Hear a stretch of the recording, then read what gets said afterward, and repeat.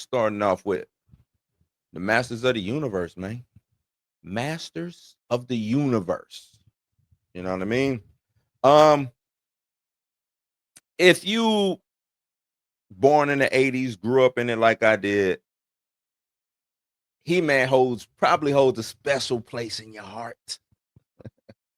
Pretty sure He-Man holds a special place in your heart, man.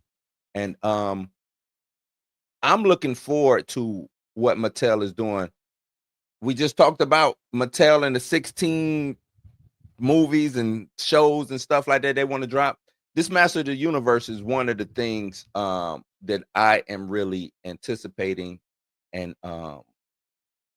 is on the lookout for me myself.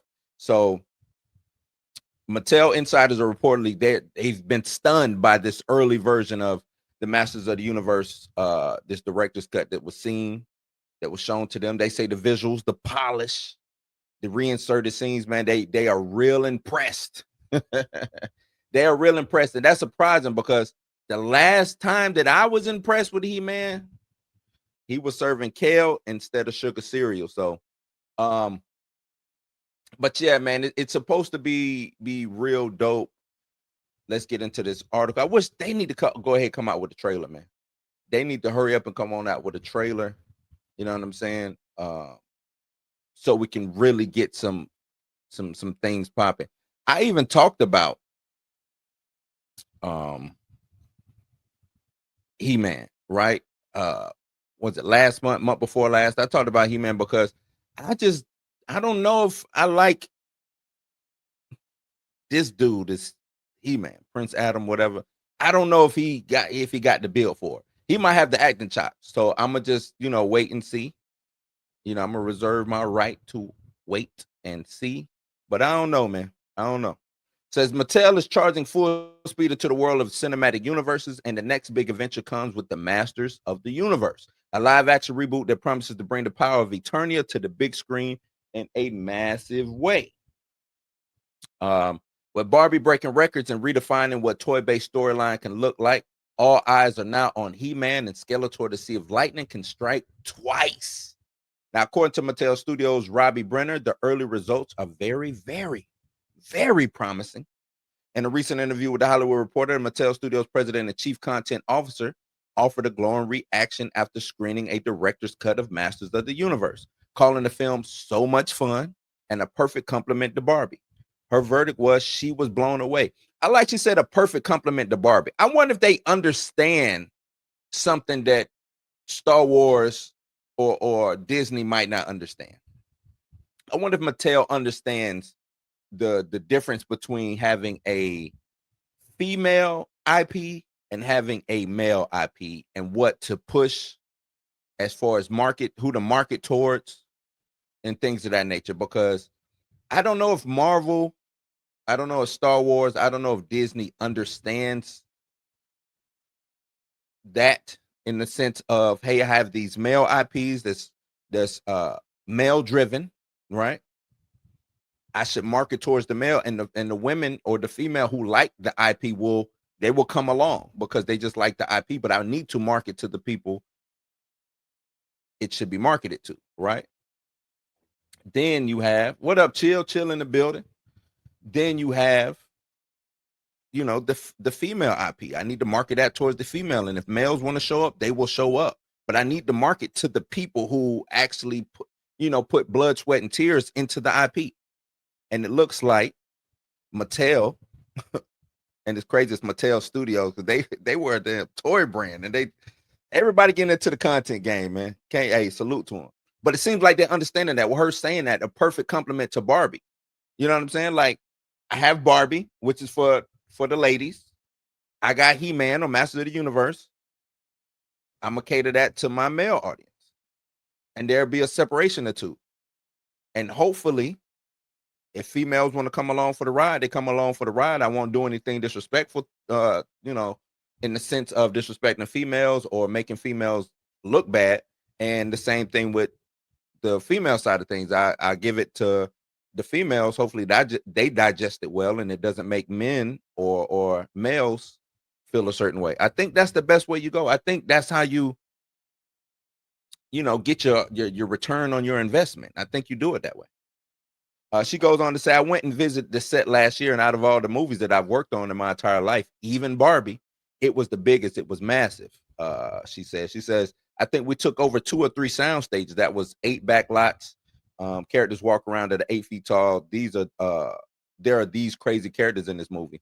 That scale is no surprise after all. This is He-Man we're talking about here, and the film is being helmed by Bumblebee director Travis Knight. I enjoyed Bumblebee. I thought Bumblebee was good. It was a fresh breath of air to the Transformer franchise, which needed it, especially after what was that, Transformers Dark Side of the Moon or Night, whatever it was. I don't know, man. But them last couple Transformer movies before Bumblebee was hectic. Boy. It was bad. It was bad. Buck in the building. What up, Buck?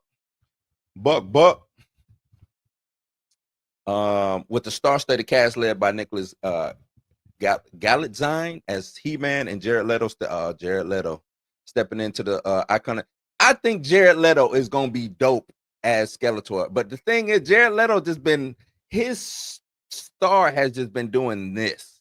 Hopefully, this will be an area that lifts him back up. But Jared Leto just has not been winning lately. That Tron, even though I look at Tron, because they shouldn't have done another Tron movie, and I know I'm getting off topic, but Tron Ares to me was just a commercial for the new Tron ride that they have. Because why are we still doing Tron movies in 2025? Y'all answer me that. Why are we still doing Tron movies in 2025? Other key cast members include Alison Brie as Evelyn, Kamala Mendez as Tila, Idris Elba as Man-at-Arms. The ensemble gets even deeper with Sam C. Wilson, Kojo Akka, Hafter Bornson, Morin Baccarin, Johannes Hakar Johannesson, Joe Zhu Zhang, bringing more fan favorite characters to life. I wish they did like a side by side so we could see what these characters look like. While Master of the Universe is obviously carrying big expectations, Brenner made it clear that Mattel isn't trying to replicate the Barbie formula, but rather carve out our own unique path. That is, see, I like hearing stuff like that. I saw what they did. We're not gonna do what they did because that works for them. We got He-Man over here. We need to see what works for He-Man, because Barbie can be its own franchise, spin things off, certain stuff over there, cinematic universe, whatever, everything's this cinematic universe style of movie making now. But I like to hear that. Yeah, we saw the Barbie formula. It works for Barbie, but we need to figure out what works for Masters of the Universe. She goes on to say, I think people realize, okay, Mattel is here. We're a force.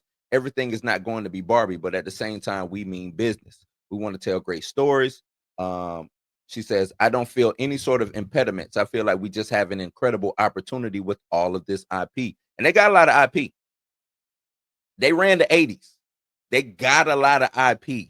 Now, is all of it viable for TV or live action movies? I don't know. That's yet to be seen. Them 16 projects, I said maybe out of them 16 projects, 5 are viable, 6 maybe. You know what I'm saying? But I think a lot of them they're reaching on. Uno, I don't know what you do with Uno. I just don't know what you do with Uno. We got the Magic 8 Ball coming. I want to see the creativity in that. Like, I think Mattel is like, we about to get creative with this stuff. You know what I'm saying? I think we about to get creative with this stuff, and y'all just wait, watch, and see. All right, so with Amazon MGM backing the project and Mattel fully committed to building out its cinematic universe, Masters of the Universe has the potential to launch a new era of big screen adventures in Eternia. And Eternia is a place that they can like visit and go in and do a lot of stuff. It's a lot of story to tell with He-Man, Prince Adam, forgot the king's name, like Sun Man. Like, it's a lot of characters. It's a lot of characters that they can really bring to the forefront. Masters of the Universe can be Marvel level connectivity if they choose to do so. And I think they can choose to do it without the crazy ass budget of what Marvel was putting out, what these, you know what I'm saying? All these big budgeted movies, they don't need to go that crazy. They don't need to go that crazy. 100, 150 at most should be like, that should be your max threshold. 200 maybe on a sequel, but like 150 to 2, that's it. Once you start scratching that 200 number, y'all need to figure out ways to just keep that price down, do all the tax incentives, all the stuff that y'all do. Y'all know how y'all, the finesse is on now. We know that, you know what I'm saying? The finesse is on. Well, I ain't gonna say the finesse, but the way that they finagle the budget is on. I don't want to say that they trickery or whatever, but the finesse is on. That's what I will say. Since now that Mattel Studios has film and television working as one ecosystem, Brenner sees the future wide open. Now, when Mattel Studios having television and film sit under one umbrella and one ecosystem, there are endless possibilities. I'm not very optimistic about Masters of the Universe. I'm not very optimistic about Masters of the Universe. I love this franchise, but I don't know if it's actually going to deliver the goods.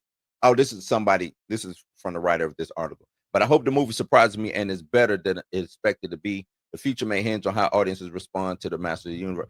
I think Masters of the Universe is going to be good. Appreciate the sub. PP. Appreciate the sub. I think Masters of the Universe is going to be, or can be, I think the potential is there. Let me say that. I think the potential for greatness when it comes to the Masters of the Universe is really, really, really there. You know what I'm saying? Because like I said, all these are characters that people can really latch on to, gravitate on, you know what I'm saying? Gravitate to. Evil Lynn, her being, you know, a sympathetic villain. Skeletor should be like, they need to figure out how to make Skeletor like Doctor Doom, Thanos, Galactus type evil. You know what I'm saying? Skeletor needs to be the Darth Vader of the Masters of the Universe. If they can figure that out, to where people are buying Skeletor costumes and stuff like that, and just because Skeletor on my I'm all about villains, especially in the 80s.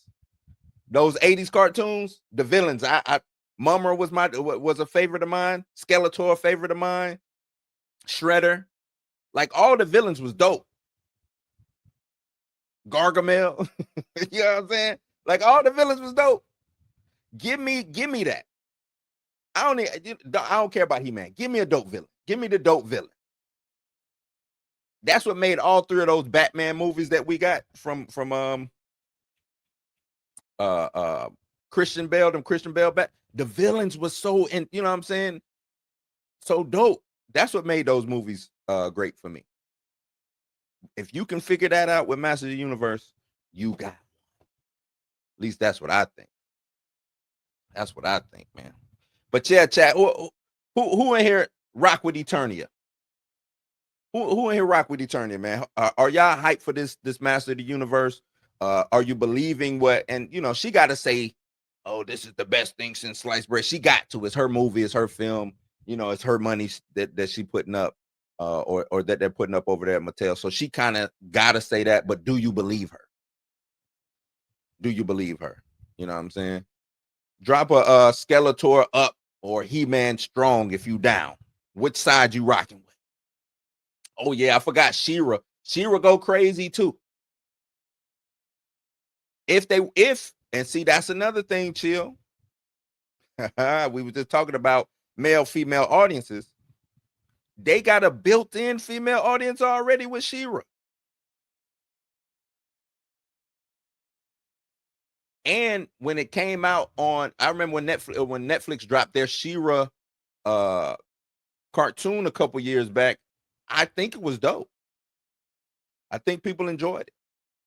I think it was one of them. I think it was one. Chill said, "I'll pass." You gonna pass on Master of the Universe, dog? I don't know, man. I don't know. Buck say I'm hyped. I'm hyped. Panther, you on He-Man side?